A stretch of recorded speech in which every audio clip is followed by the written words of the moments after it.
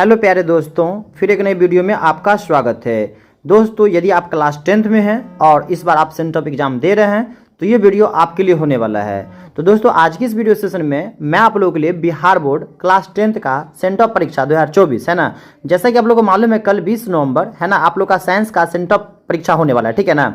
तो 100% है ना आपकी कल एग्जाम में ना यही क्वेश्चन देखने वाले हैं और 100% मैं आपको ना पूरा का पूरा ना आंसर डेली बताऊंगा, ठीक है ना, सही से आंसर बताऊंगा, ठीक है ना। तो आप लोग इधर उधर ना भटके है ना, इस वीडियो को आप लोग प्लीज पूरा वॉच कर ले, ठीक है ना, ताकि कल आप लोग के एग्जाम में जाए और पूरा का पूरा 80 में 80 नंबर क्या कर दें है ना, सही सही बना के आ जाए, ठीक है ना। तो देख सकते हो यहाँ पे थंबनेल में देख सकते हो आप लोग है ना, आज सेंटअप एग्जाम 2024 लिखा और यहाँ पे विज्ञान का और कल आपका 20 तारीख का ना साइंस का एग्जाम है, ठीक है ना। तो चलिए हम लोग देर ना करते हुए क्लास को स्टार्ट करते हैं। तो देख सकते हो आपके एग्जाम में प्रश्न संख्या 1 से लेकर 80 तक आएंगे, जिसमें कोई भी आपको ना 40 सवाल के ही आंसर देने, ठीक है। तो दोस्तों 100% आपको ना हूबहू यही सवाल देखने को मिलेगा, ठीक है ना। मैंने सारे क्वेश्चन को ना टाइपिंग करवाया, ठीक है ना, मैंने किसी भी मतलब का ना मतलब वो क्वेश्चन नहीं लिए, ठीक है ना, क्योंकि ऐसे मतलब थोड़ा दिक्कत है ना, इसीलिए मैंने है ना मैंने यहाँ पे क्या करवाया, टाइपिंग करा लिया है। तो हो सकता है एक दो वर्ड कहीं मिस्टेक हो सकता है, बाकी 100% क्वेश्चन ऑप्शन आपको यही देखने को मिलेंगे, ठीक है ना। तो चलिए हम लोग देर ना करते हुए आज की क्लास को करते हैं फटाफट स्टार्ट। अगर आप लोग चैनल में पहली बार आए तो प्लीज वीडियो को लाइक कर देना और साथ में आप लोग चैनल को सब्सक्राइब कर लेना, ठीक है ना। और जिन बच्चों को व्हाट्सअप नंबर चाहिए मैं अपना व्हाट्सअप नंबर आपको बता दूंगा और इस वीडियो के डिस्क्रिप्शन में ना मैं व्हाट्सअप नंबर का ग्रुप भी दे दूंगा, लिंक दे दूंगा, आप लोग वहां से जाकर ज्वाइन जरूर हो जाना, ठीक है ना। वहीं पर आपको टेलीग्राम का भी लिंक देखने को मिलेगा, ठीक है। तो चलिए दोस्तों आज को हम लोग आज की क्लास को फटाफट करते हैं स्टार्ट। तो जैसा कि दोस्तों यहाँ पे देख सकते हैं आज के सबसे पहला सवाल में आप क्या गए निम्न है ना, निम्न में से किस लेंस का है ना फोकस दूरी जो ना धनात्मक होते हैं ना, किस लेंस का फोकस धनात्मक होती है। तो आप लोग को याद रखना है ना, उत्तल लेंस का फोकस दूरी क्या होता है, धनात्मक होता है, और अवतल का क्या होता है ना, अवतल लेंस का क्या होता है, ऋणात्मक होता है दोस्तों। तो याद रखना है उत्तल लेंस की फोकस दूरी धनात्मक होता है। तो यहाँ पहला सवाल का आंसर आपका पूरी तरीके से ए चला जाएगा, ठीक है। तो चलिए दोस्तों हम लोग आज के चलते हैं सवाल नंबर 2 की तरफ, ठीक है ना। तो दोस्तों यहाँ पे देख सकते हो आज के सेकंड सवाल आपके सामने में यहाँ पे आ गए, ध्यान से देखना। निम्नलिखित में से कौन उत्तल दर्पण की फोकस दूरी है ना जिसकी वक्रता त्रिज्या 32 सेंटीमीटर है। आप लोग को मालूम है यहाँ पे जब वक्रता त्रिज्या 32 सेंटीमीटर दिया है ना, तो हमको फोकस दूरी निकालना था। ए बराबर क्या होता है मेरे भाई, r/2 होता है ना। तो 32/2 और 2 से 32 में अगर आप लोग भाग करोगे तो क्या आ जाएंगे 16 है ना, क्या आ जाएंगे 16। तो याद रखना उत्तल दर्पण रहे या उत्तल लेंस रहे हमेशा इसकी फोकस दूरी धनात्मक होती है। तो धनात्मक में अर्थात प्लस में क्या हो जाएगा 16। तो दोस्तों यहाँ पे 2 के ना आपके पूरी तरह से आंसर क्या आ जाएंगे, डी आंसर सही चले जाएंगे, ठीक है। चलिए तो बढ़ेंगे हम लोग सवाल नंबर 3 की तरफ। तो दोस्तों देख सकते हो सवाल नंबर 3 में क्या कहता है, प्रकाश के अपवर्तन के कितने नियम है ना। प्रकाश के अपवर्तन बोले मेरे प्यारे बच्चों या परावर्तन बोले है ना, हमेशा याद रखिएगा प्रकाश के अपवर्तन और परावर्तन के कितने नियम होते, तो सिर्फ 2 नियम होते, ठीक है ना। तो दोस्तों यहाँ पे 3 के ना आपके सी हो जाएंगे, ठीक है ना। चलिए बढ़ेंगे सवाल नंबर 4 की तरफ, ठीक है ना। अगर आप लोगों को वीडियो थोड़ा भी अच्छा लगता होगा तो प्लीज वीडियो को लाइक करना और साथ में चैनल को प्लीज सब्सक्राइब कर लेना, ठीक है ना। और जितना हो सके आप लोग दोस्तों में वीडियो को शेयर कर देना ताकि आपके दोस्तों लोग को भी ना है ना अच्छा खासा कल एग्जाम में सवाल बन जाए। और जैसा कि आप लोगों को मालूम है सेंटअप एग्जाम में ना पास होना जरूरी है, ठीक है ना। तो इसलिए आप लोग सवाल को समझिए, सिर्फ आंसर को रट के जाने से नहीं, एग्जाम में तो यहाँ पे बना लोगे सेंटअप एग्जाम में, लेकिन फाइनल एग्जाम में बनाने में आपको दिक्कत होगा, ठीक है ना। चलिए तो इसलिए आप लोग समझ समझ के एग्जाम दोगे तो ज़्यादा बेहतर रहेगा, ठीक है। तो आइए सवाल नंबर 4 पे समझते हैं हम लोग। तो सवाल नंबर 4 में दिया है तरंग दैर्घ्य का सामान्यतः व्यक्त किया जाता है, या तरंग दैर्घ्य का ऐसा मात्रक बोलेगा ना, अगर ऑप्शन में एंगस्ट्रम रहेगा ना तो आप लोग एंगस्ट्रम में क्या करोगे, टिक आउट कर लोगे दोस्तों। तो यहाँ पे मेरे भाई ना 4 का भी आंसर आपके सही चले जाएंगे, ठीक है। आइए सवाल नंबर 5 पे ध्यान देना। तो दोस्तों सवाल नंबर 5 में कहता है किसी लेंस द्वारा उत्पन्न है ना आवर्धन का ऐसा मात्रक क्या होगा। देखो आवर्धन दिया रहेगा ना तो याद रखना मात्रक विहीन होता है ना। अगर लेंस का ऐसा मात्रक पूछता तो आप लोग जानते हो डायोप्टर होता है ना, या फिर मतलब ऑप्शन में मतलब दूसरा ऑप्शन रहता तो हम लोग डायोप्टर ऑप्शन के अनुसार मार सकते हैं ना।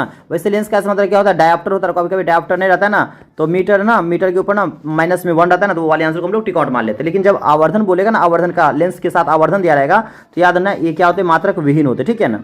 तो दोस्तों यहाँ पे 5 के ना आपके डी आंसर सही चले जाएंगे। आइए सवाल नंबर 6 पे ध्यान देंगे सारे बच्चे।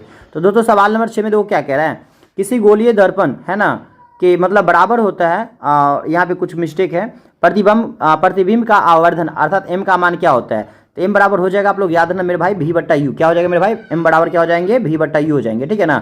अर्थात आपका 6 का ना आपका बी आंसर पूरी तरह से यहाँ पे दोस्तों सही जाने वाले, ठीक है। आइए सवाल नंबर 7 पे ध्यान देंगे सारे मेरे प्यारे बच्चों।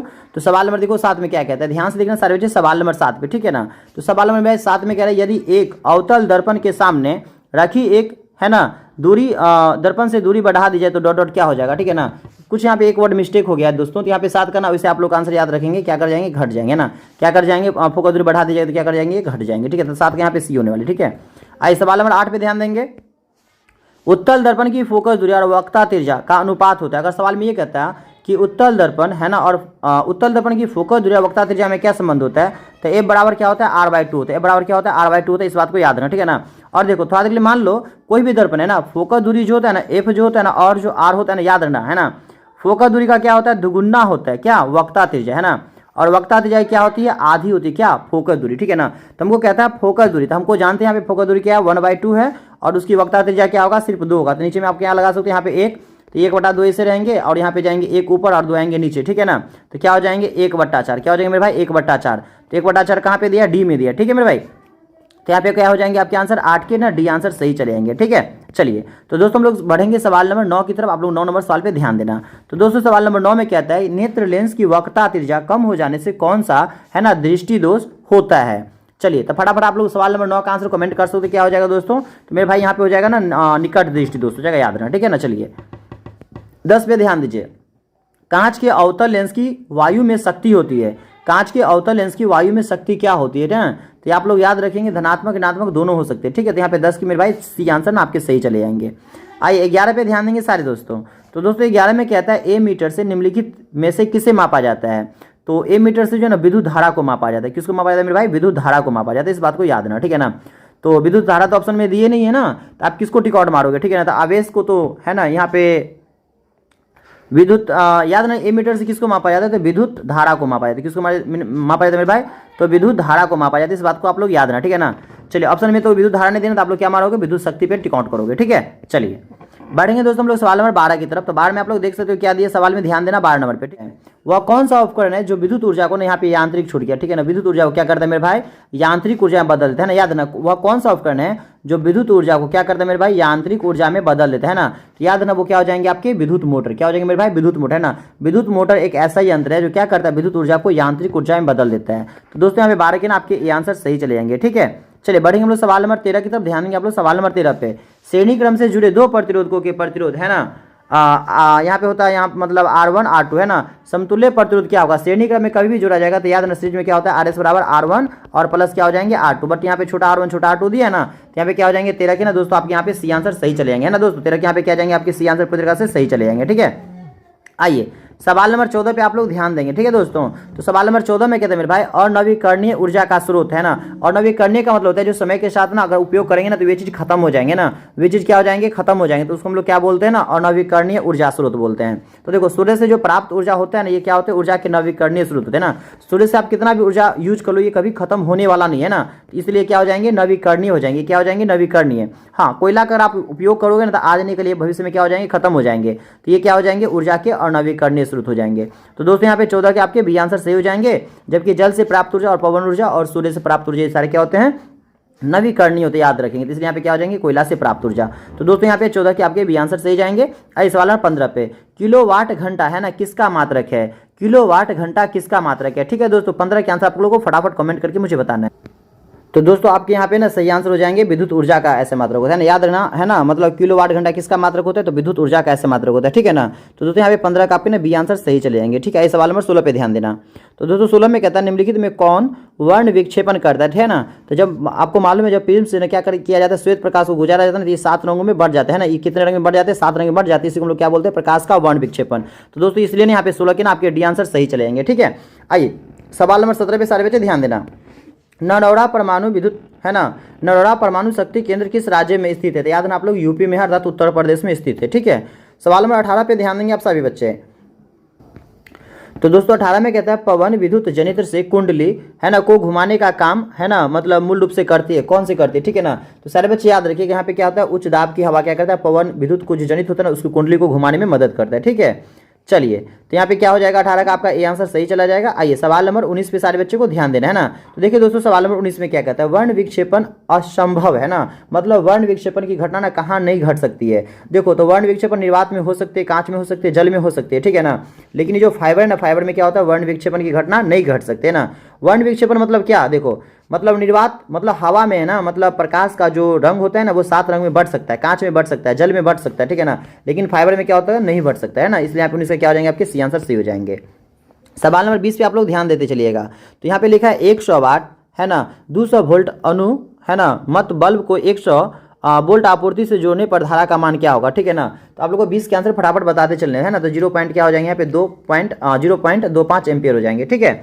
चलिए अगला सवाल पे ध्यान दीजिएगा आप लोग 21 पे। देखिए तो 21 में क्या दिया है, एक वस्तु के नेत्र से दूरी बढ़ाने पर रेटिना है ना पर कैसा प्रतिबिंब बनेगा। तो आप लोग याद रखना है ना, एक वस्तु के नेत्र से दूरी बढ़ने पर रेटिना पर कैसा प्रतिबिंब बनेगा, जो सवाल में कह रहा है, ठीक है ना। तो आप लोग को 21 का आंसर बताते चलना है, ठीक है ना।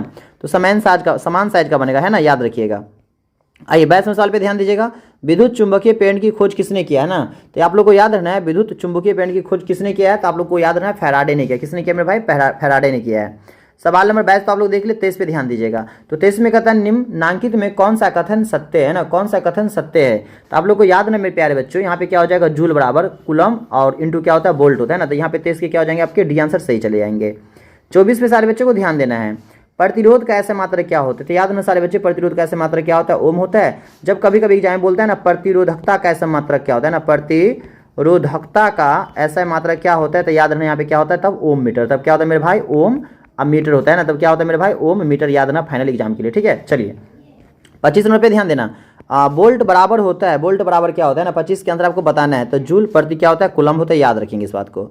सवाल नंबर 26 पे है ना, बेंजीन का अनुसूत्र क्या होता है। तो आप लोग को याद ना मेरे भाई C6H6 होता है ना। बेंजीन का सूत्र क्या होते हैं, C6H6 होते हैं ना। 27 पे ध्यान दीजिए, स्टेनलेस स्टील में लोहा एवं कार्बन के अलावे अन्य तत्व रहते हैं, ठीक है ना। क्या क्या तत्व रहते हैं, तो निकेल रहता है और क्या रहते हैं, क्रोमियम रहते हैं, याद रखेंगे इस बात को। आइए 28 पे, सोडियम की परमाणु के बृहत्तम कक्षा में इलेक्ट्रॉन है, यहाँ पे इलेक्ट्रॉन होंगे। इलेक्ट्रॉनों की संख्या कितनी, देखो तो सोडियम की परमाणु संख्या जैसे कि आप लोग जानते हो 11 होता है। तो 2 8 1 है ना। तो बृहत्तम कक्ष में कितने हो जाएंगे, 1 हो जाएंगे, इस बात को याद रखिएगा, ठीक है। चलिए 28 के हो जाएंगे।